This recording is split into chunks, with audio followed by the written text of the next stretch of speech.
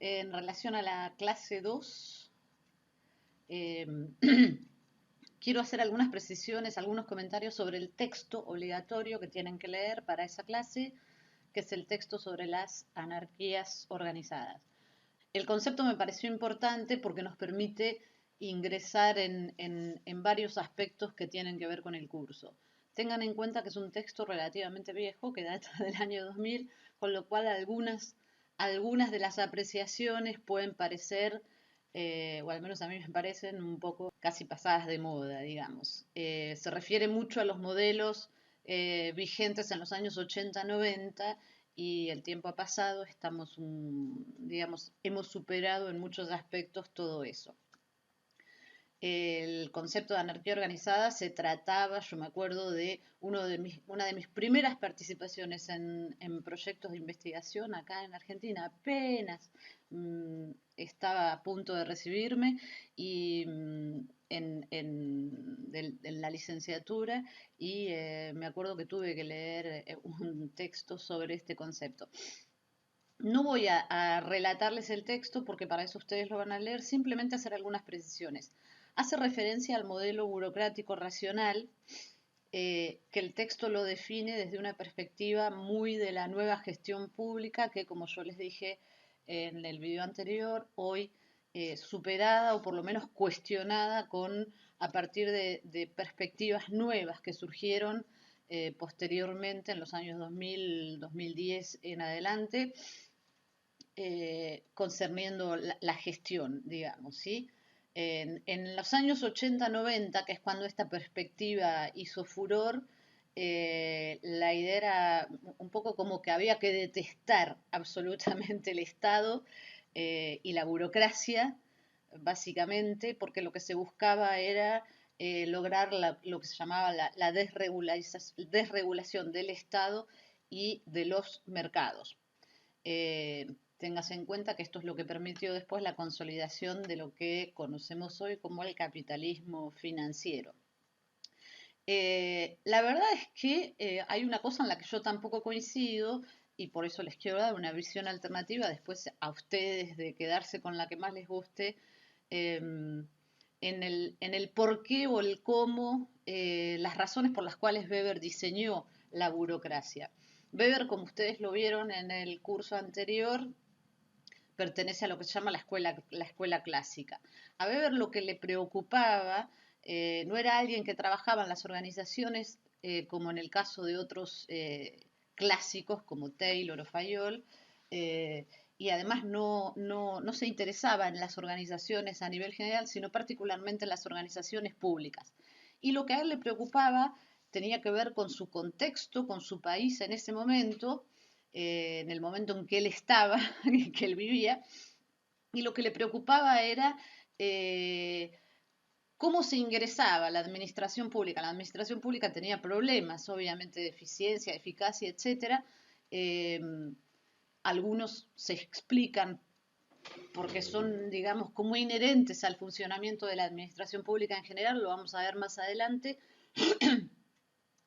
Eh, Otros no necesariamente, pero a él lo que le preocupaba era que la manera de entrar a la administración pública dependía de los contactos, de los amigos, de ser familiar de, etcétera. Y entonces él decía que eso hacía que hubiera mucha gente sin la formación apropiada y sin la preparación necesaria para bien gerenciar los aspectos de la administración. Entonces, en ese sentido, es que él crea el modelo ideal que él le llamó la burocracia como tipo ideal de funcionamiento, que apela un poco a la meritocracia, si se quiere. ¿Sí? Había determinados requisitos para acceder, determinadas normas que cumplir al interior de la organización, etcétera.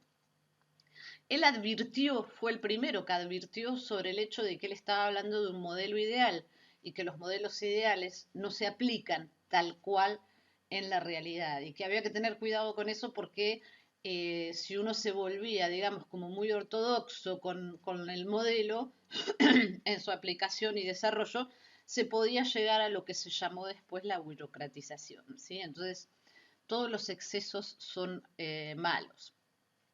una de las cosas, uno de los conceptos importantes del que menciona el texto es la noción de racionalidad limitada, que lo vamos a volver a ver porque es un concepto que tiene mucha importancia en muchos aspectos, la decisión, el control, etcétera. Todos tenemos una visión fragmentaria de la realidad en el sentido de que tenemos filtros que tienen que ver con nuestra formación, con nuestras experiencias, con nuestros valores, a través de los cuales analizamos las cosas. Yo tengo tendencia, por ejemplo, a ver las cosas desde una perspectiva de gestión. Si yo hubiera hecho mi doctorado y mi maestría en psicología, seguramente tendría un sesgo diferente. Me refiero un poco a eso. Entonces, no es verdad que somos racionales 100% y que por lo tanto podemos tomar decisiones óptimas desde el punto de vista racional, porque somos incapaces de analizar todas las posibilidades y todos los aspectos de un fenómeno, sobre todo cuando hablamos de fenómenos sociales. Hay muchas aristas que siempre se nos escapan. Entonces siempre las decisiones que vamos a tomar son las más satisfactorias que encontramos en función del objetivo que tenemos.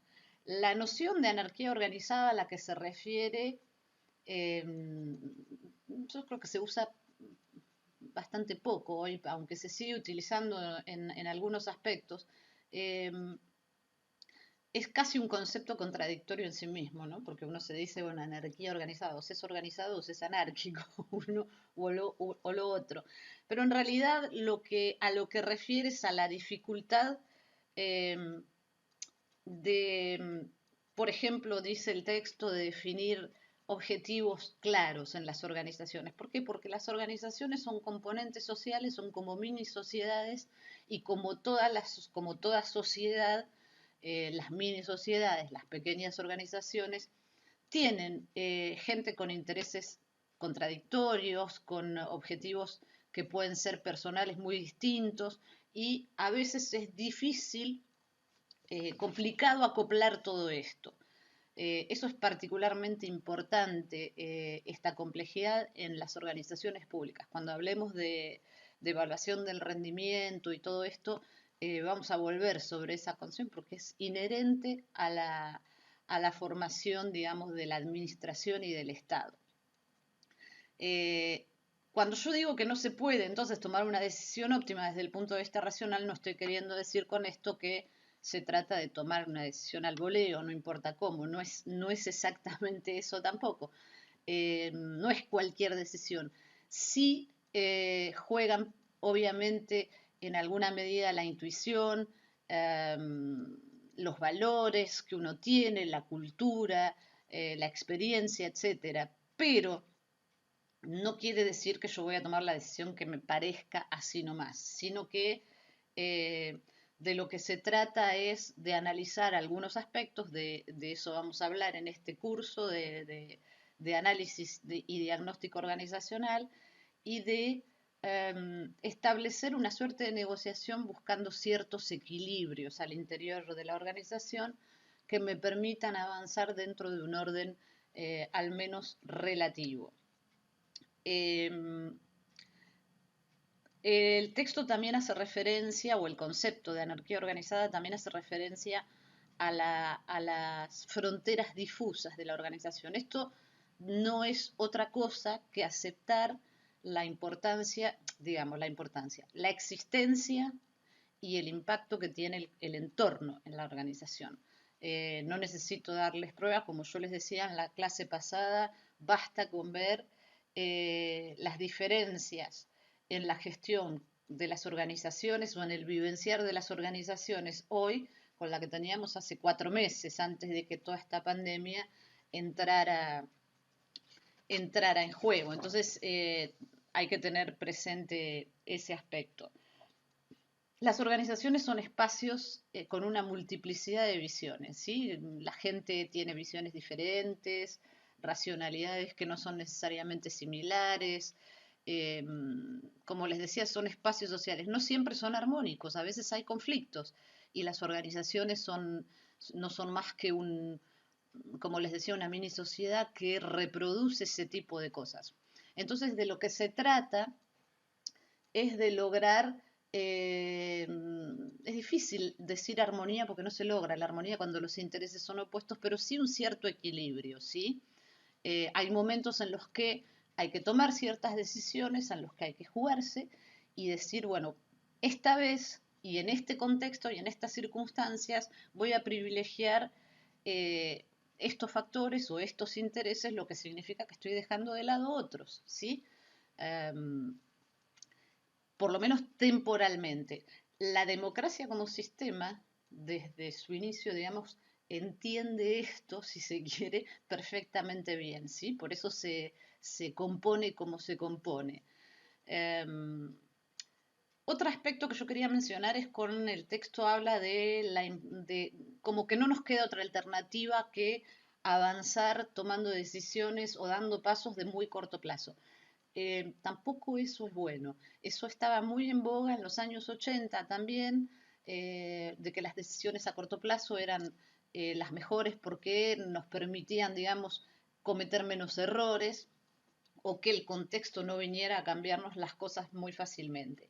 Hay decisiones que sí se toman a corto plazo, pero no todas, porque las decisiones a mediano y a largo plazo lo que tienen es que tienen una dirección, un objetivo final. Si no sí avanzamos de manera anárquica y sin saber hacia dónde vamos. Y eso desorganiza a la organización, ¿sí? Y por un lado, por el otro lado, hay que tener presente que siempre hay algún vivo que dice, estos están mirando nada más que hasta acá, de acá a la esquina, yo voy a mirar de acá a 100 metros más y entonces toma las ventajas del caso. No se puede avanzar a ciegas, sin dirección. Um, eh, una última cosa que quisiera decir respecto de este texto eh, y que tiene que ver con esto que les estaba diciendo, se habla, todas estas perspectivas, toda esta mirada un poco a lo que nos lleva es a la idea de que cuanto menos compleja, más chica sea la organización, más fácil es de gerenciar, lo cual es relativo. Y es un poco la idea de base de la nueva gestión pública de la que yo les hablé en la clase pasada. O sea, en lo que se refiere, por ejemplo, a la administración pública, reducir el Estado era la perspectiva para hacerlo más eficaz, más eficiente y trabajar a corto plazo. Al respecto les dejo una pequeña reflexión. Yo les estoy diciendo que todas estas perspectivas tuvieron su punto, digamos, culmine en los años 80-90 y fue durante ese periodo en el que prácticamente todas las administraciones, todos los estados o una gran mayoría de los estados en el mundo eh, eh, trabajaron en las reformas de la administración. Algunas que fueron muy bienvenidas y que gracias a Dios se hicieron, pero en lo que tiene que ver con el tema de la reducción y la desregulación, tuvieron consecuencias que es lo que se cuestionó en las teorías posteriores, ¿sí? Como la teoría de la gestión basada en la evidencia, por ejemplo. Ustedes fíjense, si ustedes se ponen a pensar a partir de los años 80 y el progreso, supongamos digamos hasta hace 6 meses atrás, para decirlo de alguna manera, pero básicamente en los 80 y los 90, los estados se redujeron, el Estado-Nación como concepto, digamos, fue como cuestionado, se redujeron, se hicieron reformas que buscaban reducirlo a su mínima expresión y se desregularon, no solamente se desregularon los estados como organizaciones, sino además las intervenciones que tenía el Estado en la economía.